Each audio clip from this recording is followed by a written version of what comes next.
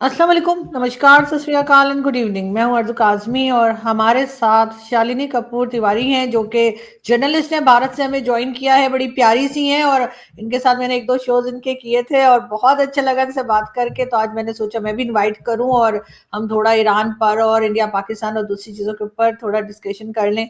बहुत शुक्रिया कि आपने आज ज्वाइन किया, thank you so much. Thank you so much आरजू, मुझे बुलाने के लिए। आपसे बात करके हमेशा ही अच्छा लगता है।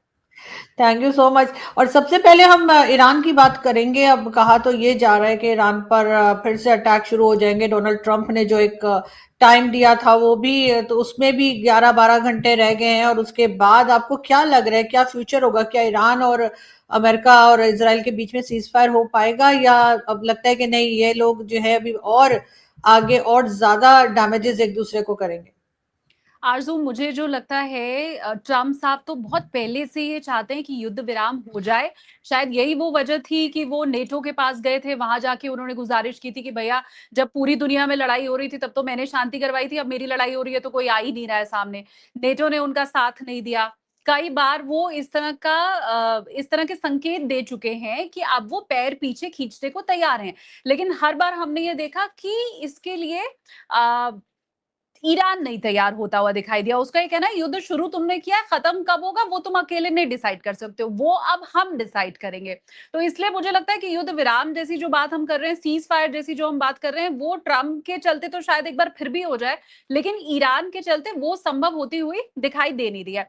अब ये ट्रम्प साहब के लिए फिर अब नाक का सवाल हो गया है कि देश में अलग सवाल पूछे जा रहे हैं, विश्व में अलग सवाल पूछे जा रहे हैं। कई लोग उनके ऊपर हंस भी रहे हैं, मीम्स भी बन रहे हैं। तो मुझे इसलिए लगता है आरजू की अब बड़ा मुश्किल हो गया है। और मैंने यहाँ पे भी कई लेफ्टिनेंट जनरल से, कर्नल से बात की, तो उन सबका ये कहना है कि अमेरिका वो देश है जो युद्ध शुरू करना तो जानता है, एग्जिट प्लान वो पहले तैयार नहीं करता है। तो ये वो जो अभिमन्यु की कहानी हम हमेशा से सुनते रहे हैं ना आरजू, की अभिमन्यु चक्रव्यूह में घुस तो गया, बाहर आने का रास्ता उसे मालूम नहीं था, इसीलिए फंसा, इसीलिए मरा। अब वही हाल ट्रम्प साहब का होने वाला है। चक्रव्यूह में घुस चुके हैं, बाहर आना उन्हें आता नहीं है, इसीलिए अब उनका खात्मा भी होगा। लेकिन उसके साथ साथ कई गल्फ कंट्रीज भी इस वॉर का या इस लड़ाई का हिस्सा बन चुके हैं, वो चाहें या ना चाहें। लेकिन वहां पर भी अटैक्स चल रहे हैं। आज भी मैं देख रही थी कि पाकिस्तान की तरफ से भी रिक्वेस्ट की गई है ईरान को कि जी आप सऊदी अरेबिया पे अटैक ना करें और दूसरी गल्फ कंट्रीज पे अटैक ना करें। क्या लग रहा है आपको कि क्या अब ये ट्रम्प जो है अपनी शुरू की हुई लड़ाई को छोड़कर अब क्या भागने की कोशिश में है कि आप गल्फ कंट्रीज संभालें, इसलिए कि उन्होंने तो गल्फ कंट्रीज से पैसा तक मांग लिया है? हम्म। ट्रम्प साहब के लिए ना उगलते बने ना निगलते बने वाली ये सिचुएशन हो गई है। और मुझे लगता है ये अब तक का सबसे बुरा फंसे हैं ट्रम्प साहब। इसके पहले जहां जहां पे भी उन्होंने हाथ डाला, वहां वहां पे उनको कभी जीत मिली है, कभी हार मिली है। लेकिन ये पहली बार ऐसा होगा कि ईरान ने उनको बता दिया कि जी तुम होगे बहुत बड़े आका होगे, लेकिन तुमको भी वो कहते ना, अब आया ऊंट पहाड़ के नीचे। तो अब ये अमेरिका वाला हाल हुआ है और ट्रम्प साहब वाला हाल हुआ है। परेशानी उनके लिए बड़ी है, लेकिन मुझे ये लगता है कि वर्ल्ड में कोई भी दो देशों के बीच में सुलह करा पाए, वो अलग देश होते होंगे। ट्रम्प साहब के साथ कोई दोस्ती करे, या मैं एक बड़ी आपको अच्छी बात बताऊं, मेरे दुष्यंत सर हैं, उनका पॉडकास्ट किया था, वो लेफ्टिनेंट जनरल रह चुके हैं इंडिया की। मैं आपको बात बता रही हूँ, उन्होंने कहा कि अमेरिका का दोस्त होना ज्यादा खतरनाक है। अमेरिका के अगर आप दुश्मन हैं तब तो आपका बुरा वो करेगा ही करेगा, लेकिन अमेरिका का दोस्त होना अमेरिका के दुश्मन होने से ज्यादा खतरनाक है। क्योंकि दोस्तों को तो अमेरिका कभी नहीं बख्शता है। ये खासकर मैं आरजू पाकिस्तान के उसमें कॉन्टेक्स्ट में कह रही हूँ, क्योंकि हमने देखा कि पाकिस्तान ने आगे बढ़ने की कोशिश की, बोला कि नहीं हम सुलह करा सकते हैं, हम बातचीत के लिए तैयार है। आप याद कीजिए आरजू, जब रशिया यूक्रेन युद्ध चल रहा था तो भारत ने मध्यस्थता की कोशिश की थी। हमने यूक्रेन से भी बात की थी, हमने पुतिन जी से भी बात की थी, क्योंकि ये दोनों वो देश थे आरजू जो बात समझने वाले थे, बात सुनने वाले थे और ठंडे दिमाग से काम लेने वाले थे। ट्रम्प साहब के केस में इंडिया ने तो बिल्कुल कभी शुरुआत ही नहीं की है। इंडिया ने कभी बोला ही नहीं है। लोग लाख कहते रह जाए कि हम ईरान के भी दोस्त हैं, हम इसराइल के भी दोस्त हैं, हम अमेरिका के भी दोस्त हैं, लेकिन मुझे लगता है इससे इससे बढ़िया उदाहरण हो नहीं सकता है डिप्लोमेसी का, कि जब सामने अमेरिका खड़ा हो और उसमें भी ट्रम्प साहब खड़े हो, तो फिर भैया दूरी रहने में भलाई है। वो दूसरे के फटे में टांग नहीं अड़ाना चाहिए वाला जो मुहावरा है, वो ट्रम्प साहब के लिए बिल्कुल सटीक बैठता है। तो बहुत बढ़िया है, मैं तो इस डिप्लोमेसी का साधुवाद करूंगी और खासकर मैं पाकिस्तान के एंगल से अगर आपको बताऊं, आरजू पाकिस्तान की कह तो रहा है कि हम मध्यस्थता करने को तैयार हैं। अब आप खुद ये सोचकर बताइए कि अगर बातचीत आगे शुरू भी हो जाए, पाकिस्तान सबको आपस में बात भी करा दे और रात में बैठे बैठे ट्रम्प साहब सनक जाएं और सुबह फिर ईरान पर हमला कर दें, क्या ईरान ये नहीं सोचेगा कि अमेरिका तो मिला हुआ है, पाकिस्तान तो मिला हुआ है अमेरिका के साथ, अमेरिका के कहने पे पाकिस्तान ने ऐसा किया होगा, और फिर उसके बाद आप ईरान के भी दुश्मन बनेंगे, पूरे विश्व में भी जो है सब आपके ऊपर हंसेंगे, और फिर ट्रम्प साहब का तो कोई भरोसा है नहीं, आज कह देते हैं ठीक है ठीक है ठीक है हमने बात मान ली, और अगले दिन क्या करते हैं किसी को पता नहीं। तो बहुत मेरी तरफ से तो यही दरखास्त है कि कोई बीच मामले में ना घुसे, पाकिस्तान भी ना ही घुसे तो बेहतर है। देखिए, ट्रम्प की जो एक बात है, या जो जिस तरीके से वो अपनी चीजों को लेकर चलते हैं, वो तो मेरे ख्याल है सभी को पता है, तो ईरान को भी पता होगा कि उनका कोई भरोसा नहीं है कि वो आज क्या बोलेंगे और 2 घंटे के बाद वो क्या कर देंगे, तो उसका तो कोई भी गारंटी नहीं ले सकता।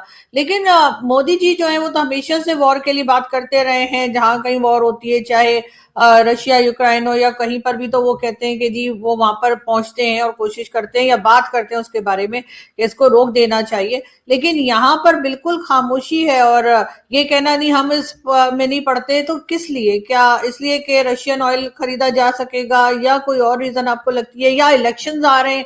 वैसे तो ट्रम्प के लिए भी इलेक्शंस जो है वो सर पे खड़े हैं, लेकिन क्या मोदी जी इलेक्शंस में कुछ गड़बड़ ना हो जाए, इस वजह से किसी किस्म का कोई खास स्टेटमेंट नहीं आ रहा? मुझे लगता है कि हमें सिर्फ मोदी जी के लिए नहीं, हमने हमारे फॉरेन मिनिस्टर को देखा कि उन्होंने किस तरह से बोला। उनका ये बयान है कि Bharat is not a broker nation, clearly उनकी तरफ से ये कहा गया, और इसीलिए मैं ये बार बार कह रही हूँ आरजू कि मैं साधुवाद करती हूँ ऐसी डिप्लोमेसी को कि सामने जब राष्ट्रपति नहीं बल्कि एक ऐसा शख्स खड़ा है जिसे खुद ही नहीं पता वो क्या करता है, तो बेहतर है उससे दूर रहना। देखिए, भारत में तो हमेशा कहीं ना कहीं इलेक्शन होता ही है। अब ये बंगाल और केरला निपट जाएगा तो फिर बीजेपी तो सीधा लग जाएगी यूपी इलेक्शन में, यूपी के साथ साथ पंजाब में भी इलेक्शन है, तो यहाँ तो 12 महीने इलेक्शन की तैयारी चल रही होती है, और वो भी बीजेपी जैसी पार्टी जो कभी इलेक्शन मोड से बाहर ही नहीं आती है, ऐसा कहा जाता है। तो पहला, मैं इसको इलेक्शन की वजह तो नहीं मानूंगी। दूसरा, आपने कहा कि मोदी जी की तरफ से बिल्कुल चुप्पी है, बिल्कुल खामोशी है, तो आप ये समझिए आरजू की जब मैं पाकिस्तान को भी ये कह रही हूँ, ये नसीहत दे रही हूँ कि भैया बेहतर है कि तुम दूरी बनाए रखो, तो फिर अपने प्रधानमंत्री से तो मैं क्यों ही एक्सपेक्ट करूं। और पाकिस्तान के लिए जो कई बार, अच्छा आपको याद होगा कि जब पीस प्राइज के लिए बार बार ट्रम्प साहब छटपटा रहे थे कि मेरे तो विश्व में शांति लाई है, मुझे क्यों नहीं नोबेल मिलता है, तब भी पाकिस्तान ने साथ दिया था अमेरिका का, है ना। ये कहा गया था कि नहीं नहीं ट्रम्प साहब तो सबसे अच्छे दावेदार हैं। अब ये देख लीजिए कि उस समय साथ देना कि ट्रम्प साहब को तो मिलना चाहिए नोबेल पुरस्कार, अब आप देख लीजिए ये क्या पूरे विश्व में शांति लेकर के आ रहे हैं ट्रम्प साहब। तो मेरा ये कहना है कि ट्रम्प जब तक अमेरिका के राष्ट्रपति हैं जनवरी 2029 तक, तब तक हर देश दूरी बना करके अमेरिका से रखे, और मध्यस्थता की कोशिश करने का मतलब है अपनी नाक कटवाना। आप आज जाकर के बोलेंगे, आप देखो फायदा तो हुआ पाकिस्तान को, आपके 10 जहाज छोड़ दिए गए, क्योंकि शायद ईरान को ये लगा होगा कि भाई ये हमारी तरफ से बोल रहे हैं। जहाज तो आपके भी छोड़े हैं, सिर्फ हमारे थोड़ी। हमारे 4 जहाज छोड़े, आपके 10 जहाज छोड़ दिए, तो आप तो मैं अब फिर ये लाई आप ही 8-10 ले आते तो वो जाने देते। हाँ, उसमें तो हम मतलब कुछ नहीं कर सकते। मेरा ये क्लियर मानना है कि ट्रम्प साहब वो बददिमाग शख्स हैं जो कब क्या करेंगे वो उनके अधिकारियों को नहीं मालूम होता है। अच्छा, बिल्कुल क्लियर सी बात है, क्या ट्रम्प साहब से किसी को भी बात करना चाहिए जो ट्वीट में गाली गलौज की भाषा बोलता है? वो लिटरली गाली दे रहे हैं अपने ट्वीट के जरिए। ईरान को उन्होंने बास्टर्ड बोला, दैट एफ वर्ड, वो उसका जिक्र करते हैं अपने ट्वीट में। क्या किसी भी देश के राष्ट्राध्यक्ष को ये भाषा शोभा देती है? ट्रम्प साहब जब इस स्तर पर उतर आए हैं तो कोई जाकर के उनसे क्या ही बात करे कि भैया थोड़ा शांत हो जाओ, देख लो, युद्ध रुकवा लो। और एक कहावत है आरजू कि आप पछताए होत क्या जब चिड़िया चुग गई खेत, सब तो तुमने खत्म कर दिया। हर देश की अर्थव्यवस्था आज नहीं आज के 6 महीने बाद मालूम चलेगा कि पूरी तरह से चरमराई हुई है इस समय। तो ऐसा शख्स जो खुद ही उसके लिए जिम्मेदार है और जिसने पूरा सोच समझ के अटैक किया है, उस शख्स से जाकर के क्या बात करना जो अभी गाली गलौज की स्थिति पर आ गया है। तो भैया मोदी जी की इज्जत तो हमें भी बड़ी प्यारी है, अपने देश की इज्जत हमें बड़ी प्यारी है। जो ईरान को धमकी दे रहा है, कहते कीचड़ में नहीं उतरना चाहिए क्योंकि आप भी सनोगे, तो ट्रम्प साहब कीचड़ हैं, अमेरिका इस वक्त कीचड़ बना हुआ है, उसमें उतरने का मतलब है आपके ऊपर छींटा जरूर पड़ेगा, तो भैया उससे तो दूरी अच्छी है।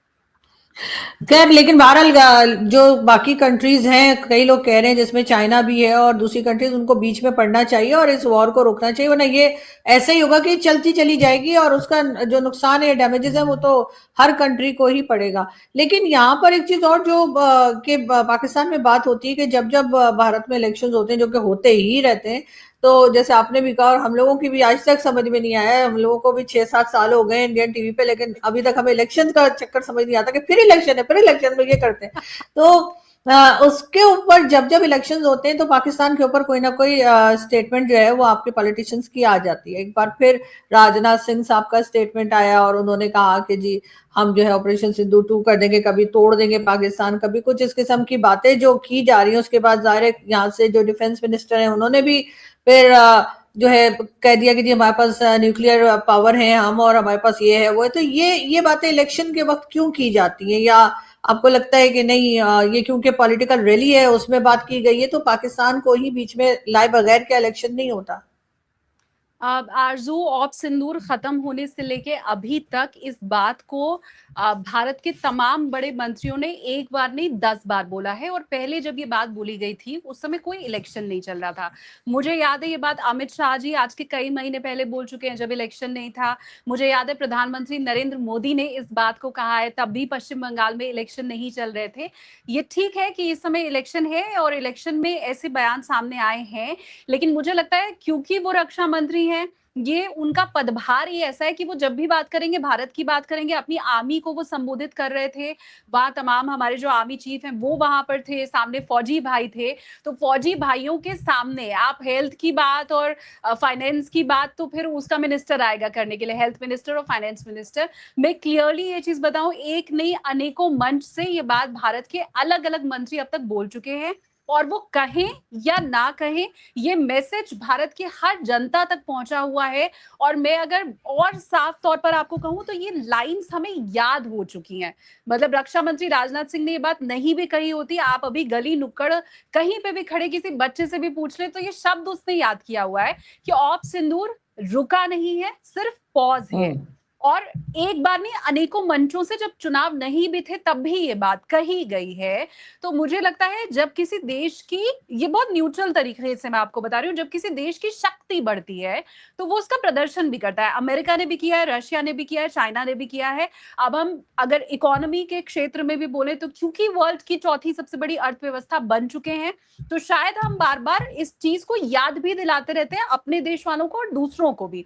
तो मेरा ये मानना है कि चुनावों का वक्त है, उससे जोड़ना है तो वो अलग बात है, लेकिन इस एक शब्द को, इस एक बात को अलग अलग मंच से अलग अलग समय पे भारत के अलग अलग नेता कई बार कह के लोगों को भी याद दिला चुके हैं, इस देश के नागरिक को भी, भारत के नागरिकों को भी और पाकिस्तान को भी।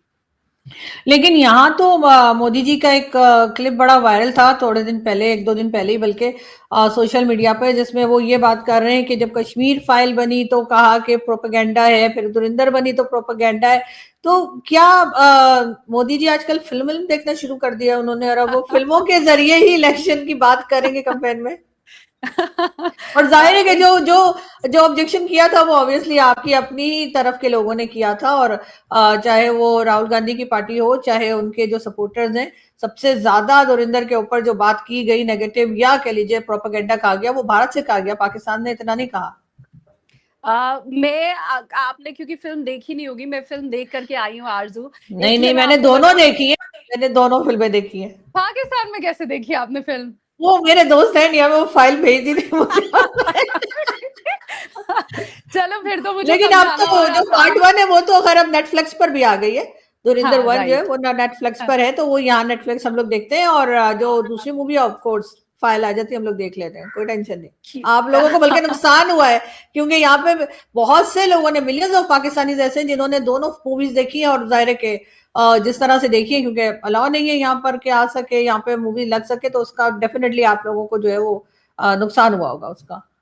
क्योंकि अब तक ये वो मूवी है भारत की जिसने सबसे ज्यादा कलेक्शन किया है, तो पैसे वाइज नुकसान तो मैं कतई नहीं कहूंगी, लेकिन ये फिल्म की शायद पॉपुलैरिटी ही इसलिए ज्यादा हो गई क्योंकि पाकिस्तान ने बैन कर दिया।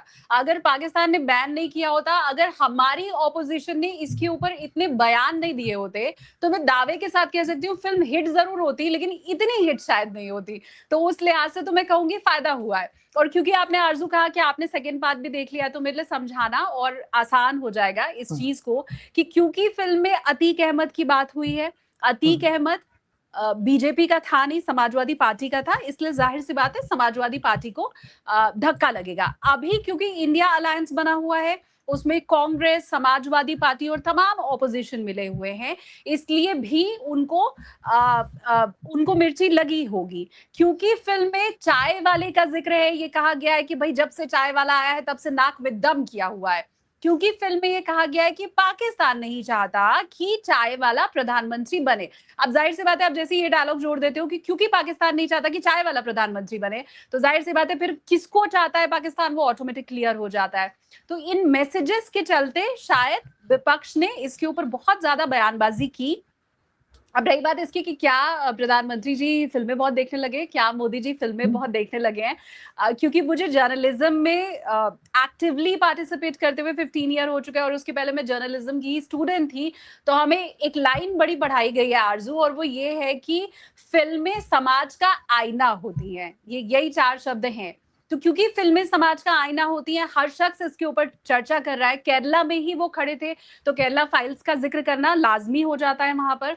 और इसके अलावा भी प्रधानमंत्री की तरफ से, क्योंकि सीए का उदाहरण दिया गया, उन्होंने कहा कि भाई आपने जिन जिन चीजों को फेक बताया, आपने जिन जिन चीजों को ये बताया कि प्रोपोगेंडा है, उससे भारत का कुछ बिगड़ा नहीं है। सीए का यूनिफॉर्म सिविल कोड का जिक्र उन्होंने किया। यूनिफॉर्म सिविल कोड को बीजेपी हमेशा से ये कहती रही है कि ये तो महिलाओं को और मजबूत करने की जरूरत है, कि भाई जैसी हिंदू नारी है वैसी फिर मुस्लिम नारी भी हो जाएगी, जितना हमारा हक है उतना ही उनका हो जाएगा, एक समान हक हो जाएगा। तो केरला फाइल्स का भी जिक्र था, धुरंधर का भी जिक्र था, साथ में यूनिफॉर्म सिविल कोड का भी जिक्र था।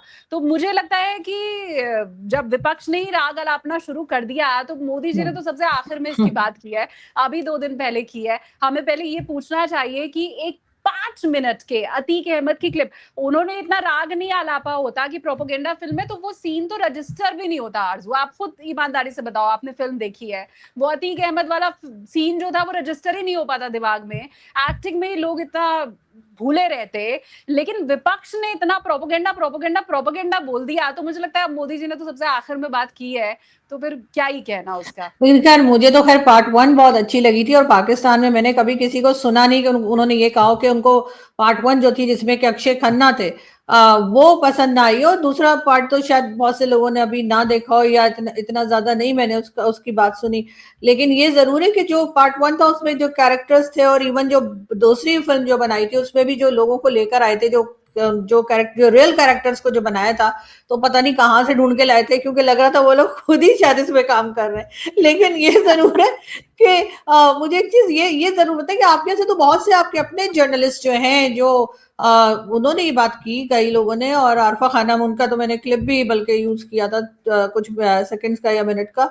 तो उन्होंने कहा कि पाकिस्तान तो बहाना है, असल में तो इंडियन मुस्लिम जो थे वो निशाना थे इस फिल्म में। तो ऐसा क्यों लग रहा है इंडियन मुस्लिम्स को कि धुरिंदर बनाकर असल में जो इंडियन मुस्लिम्स है उनको टारगेट किया जा रहा है, हालांकि बात तो सारी पाकिस्तान की हो रही थी। हाँ, वैसे मैं ये भी बता दूं कि जो अक्षय खन्ना वाला कैरेक्टर बनाया था, तो वो जो मतलब रहमान डके जो था, वो इतना हैंडसम नहीं था जितना अक्षय लग रहे थे। कि हम लोग तो पूरी मूवी अक्षय के चक्कर में देखे कि कब अक्षय का बार आएगा। और मुझे तो पार्ट 2 में बिल्कुल इसलिए ज्यादा मजा नहीं आया क्योंकि मैंने तो कहा था कि अक्षय को कहीं ख्वाबों ख्यालों में ही ले आना मूवीज में, तो हो जाता है ना, तो वो भी नहीं हुआ। अक्षय खन्ना तक आपकी ये बात पहुंचेगी तो वो खुश जरूर होंगे कि पाकिस्तान में भी लोग उनको हैंडसम कह रहे हैं, उनकी एक्टिंग की तारीफ कर रहे हैं। आई होप आप अगर टैग करके अक्षय खन्ना को ये वाला आप क्लिप चलाओगे ना, तो उन तक जरूर पहुंचेगा ना, आई एम वेरी श्योर। क्योंकि बहुत लंबे समय के बाद उनका ये जो मैं कहूंगी कि कमबैक हुआ है, और इतना हिट कमबैक हुआ है, तो वो डेफिनेटली जरूर खुश होंगे। लेकिन मैं आपको अगर देखो, मैं आरफा खानम की बात नहीं जानती हूँ, सबकी एक विचारधारा है।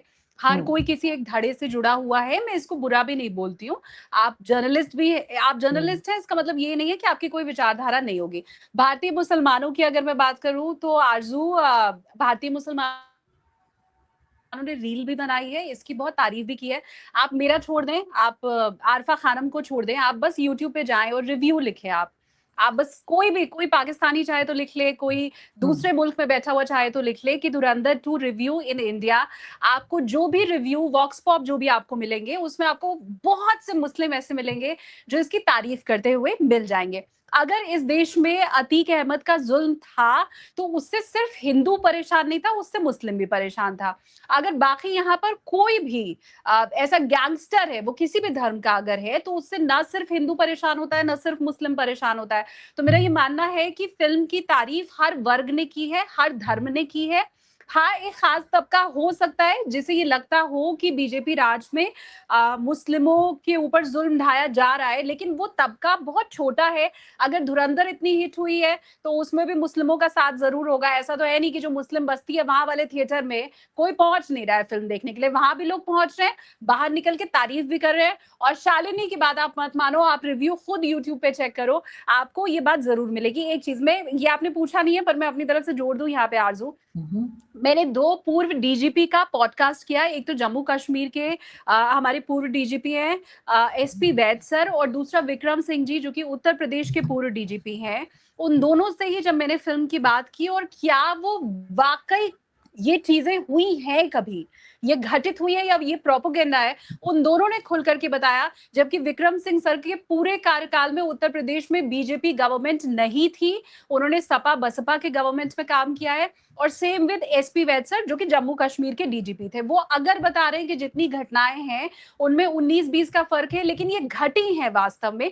तो मुझे लगता है इसको इतिहास के तौर पे देख लिया ना जाए ना। अब किताबों में अगर इतिहास में हम हुमायूं बाबर पढ़ते हैं, तो उन्होंने अगर जुल्म किया है और हम वो पढ़ रहे हैं, आक्रांता भारत आए उस समय तो पूरा हिंदुस्तान पाकिस्तान सब एक ही था, तो वो अगर हम इतिहास के तौर पे देख सकते हैं, तो सिर्फ इसलिए क्योंकि धुरंधर की फिल्म की स्टोरी अभी 4 साल पहले की थी, तो आप उसको इतिहास के तौर पे नहीं देखेंगे, ये गलत है। तो आप तक अगर वो मैसेज पहुंच रहा है कि आरफा खानम ने ऐसा कुछ बोला या हिंदुस्तान का मुस्लिम ऐसा बोल रहा है, तो आप ये समझिए वो मुट्ठी भर लोग हैं, ज्यादातर लोग फिल्म से खुश हैं।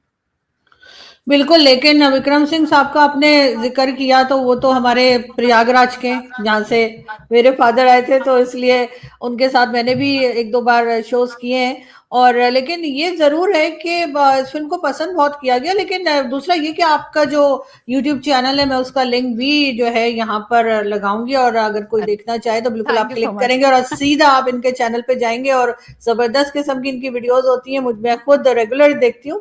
तो मुझे ये बताएं कि क्या अब फिल्म का एक तरह से क्या कहना चाहिए कि स्टाइल चेंज हो गया है भारत में, अब इसी तरह से वायलेंस वाली फिल्में बना करेंगी, वो जो पहले हम लोग देखा करते थे शाहरुख खान का वाह वाह इस किस्म की, जो हम जैसे देख देख हम बड़ा एडमायर करते थे, क्या अब वो चीज खत्म हो जाएगी? क्योंकि वायलेंस बहुत ज्यादा था फिल्म में, बहुत ही ज्यादा था, मतलब इतना तो कई जगह तो मुझसे देखा नहीं जा रहा था। तो क्या ये सही है? सेंसर बोर्ड ने इतना वायलेंस कैसे आने दिया? क्योंकि यूजुअली परमिशन नहीं होती। जैसे आपने फिल्म देखी है, कई सीन आप देख नहीं पाई, मेरे साथ भी वैसे ही था। मैं ऐसे आंख बंद बंद करके जब इतनी वायलेंस आ रही थी तो कर लेती थी, फिर वापस खोल रही थी। तो मेरा भी बिल्कुल वही वाला हाल है। पर मुझे लगता है आरजू, इंडियन सिनेमा अब ज्यादा रियलिस्टिक हो गया है। शाहरुख खान वाला एरा न बीता है, न कभी बीत पाएगा। शाहरुख खान भी जब पर्दे पे किसी रोमांटिक हीरो की छवि लेकर के आएंगे, तो डेफिनेटली आप वही सिनेमा देखेंगी। पर मुझे लगता है ओटीटी का एक तो बहुत बड़ा रोल है इस पे, क्योंकि ओटीटी जब से आया तब से खुलापन और उन चीजों की एक्सेप्टेंस बढ़ गई है। आप अगर धुरंधर को देखेंगी तो महिलाएं बाकायदा फिल्म देखने जा रही हैं, जबकि फिल्म में इतनी गालियां हैं, इतना वायलेंस है, पर वो भी जा रही है क्योंकि शायद हम इस चीज को मान चुके हैं कि अगर स्टोरी में आप किसी गैंगस्टर की स्टोरी दिखा रहे हैं, आप किसी आतंकी की स्टोरी दिखा रहे हैं, उन लोगों की स्टोरी दिखा रहे हैं जो रियल लाइफ में बहुत खूंखार हैं, तो फिर आपको ये एक्सेप्ट करना पड़ेगा कि जो उनकी रियल लाइफ है वो जैसी है वैसी आप देख पाए। स्पेशली आरजू वो वाला जो सीन है, मैंने सुना है वो जो सिर काट के वो फुटबॉल खेलने वाला जो सीन है, मैंने ऐसा पढ़ा कि वो रियल लाइफ में हुआ था। हाँ तो हुआ था। अगर वो रियल लाइफ में हुआ था तो हमें फिर उसको उसी तौर पे ही दिखाना पड़ेगा। हम उसको कैसे हम कैसे उसको छुपा के किसी तरह दिखा पाएंगे। जब कश्मीरी पंडितों की बात होती है तो ये दिखाया जाता है अब इंडियन सिनेमा में कि कश्मीरी पंडितों को कश्मीर से जब निकाला गया तो उनके ऊपर कितनी ज्यादतियां हुई। शायद यही वजह फिल्म को ए सर्टिफिकेट मिला है। 18+ वाले इस मूवी को देख सकते हैं। ऑल्दो मैं कभी भी गाली के फेवर में नहीं रहती हूँ, मैं बड़ा प्यारा सा और अच्छा सा सूदिंग से सिनेमा के फेवर में रहती हूँ। पर हाँ, ये सच है कि आतंकी की कहानी अगर आप फिल्मी पर्दे पर दिखा रहे हैं, ये मैं धुरंधर से अलग बात कर रही हूँ, अगर आप ऐसी कोई भी स्टोरी फिल्मी पर्दे पर दिखा रहे हैं तो शायद वो और रियलिस्टिक लगे और आप वो कितना विभत्स है उसको फील भी कर पाए। इसके लिए शायद अब ये जरूरी हो गया है। जी देखिए, रियलिस्टिक सिनेमा तो पहले भी बना करता था इंडिया में, ऐसा नहीं है। जहाँ पे कि शबाना आजमी जी और समीता पाटिल और नजरुद्दीन शाह और कई दूसरे नाम आया करते थे और उनको आर्ट फिल्म या इस किस्म का कुछ नाम दिया जाता था और वो तो काफी हमारे हमारे जैसे लोगों को काफी बोरिंग लगती थी वो मूवीज के। ये क्या है ना, क्योंकि हमें आदत पड़ी हुई थी वो डांस वांस की और उस तरह की मूवीज जो होती हैं, जाहिर है। तो वो ऐसा नहीं है कि पहले कभी रियलिस्टिक सिनेमा नहीं रहा इंडिया में, लेकिन इस तरह से वॉयलेंस वाला नहीं रहा। जहां तक गालियों की बात है तो मेरा ख्याल है इतनी गालियां इसमें नहीं थी जितनी ओमकारा में गालियां थी। ओमकारा मूवी आप अगर देखें तो उसमें तो इतनी ज्यादा गालियां, लेकिन खैर मूवी वो भी हिट हो गई थी। आई डोंट नो ये गालियों वाली फिल्में इतनी चल कैसे जाती हैं, शायद और कई फैक्टर्स होते होंगे। लेकिन बहरहाल बहुत शुक्रिया कि आपने आज ज्वाइन किया, बहुत अच्छा लगा आपसे बात करके एज यूजुअल। और जाहिर है कि थोड़ा फिल्मी थोड़ा टच भी हमने इसमें दे दिया। और अब तो सुना है थर्ड पार्ट भी आने वाला है, अब उसमें और क्या दिखाएंगे? वैसे तो सब कुछ हो ही गया है, तो मुझे नहीं मालूम अब नहीं, मेरे थर्ड। ख्याल से नहीं, आदित्य धर ने शायद बना कर दिया है। वो तो अब एक लंबे ब्रेक पे जा रहे हैं और उसके बाद उनकी एक दूसरी मूवी आ रही है जिसकी वो तैयारी करने वाले हैं। वो दोनों अब हस्बैंड वाइफ छुट्टी पे एक लंबा ब्रेक लेने वाले हैं। तो मेरी तो ऐसी जानकारी नहीं है। इनफैक्ट मुझे जहां तक लगता है आदित्य ने मना भी किया है कि थर्ड पार्ट तो नहीं आ रहा है। पर हाँ, ऑन हाई पब्लिक डिमांड कब क्या हो जाए किसी को मालूम नहीं है। तो लेट्स सी, थर्ड पार्ट भी आएगा तो मुझे लगता है स्वागत ही होगा उसका भी। बिल्कुल ऐसा ही है, लेकिन बहरहाल मेरा ख्याल है कि इन चीजों को लेकर इतना सेंसिटिव नहीं होना चाहिए। बहरहाल वो सिनेमा है और सिनेमा में यही बात अगर कहीं हॉलीवुड में बनी होती फिल्म तो शायद हम बड़ी तारीफें कर रहे होते सब लोग के, वाह जी क्या फिल्म बनाई है। लेकिन क्योंकि भारत ने बनाई है और कई चीजें उसमें जाहिर है कि पाकिस्तान की दिखाई है, तो वो उस वजह से थोड़ा सा हम लोग टची हो गए थे। लेकिन पार्ट 1 जो था जिसमें सबसे ज्यादा पाकिस्तान की बात की गई थी, वो पाकिस्तान में किसी एक अभी तक कोई मुझे नहीं मिला जिसने कहा कि उसको अच्छा नहीं लगा। बहुत रियलिस्टिक था, क्योंकि मैं खुद कराची से हूँ और लियारी के इलाके और ये सारे जो है वो देख रखे हैं, तो शायद इस वजह से हम लोगों को ज्यादा उसका पता लग रहा था कि क्या हो रहा है। बहुत शुक्रिया कि आपने ज्वाइन किया। Thank you so much. Thank you so much Aarzoo, thank you. Thank you.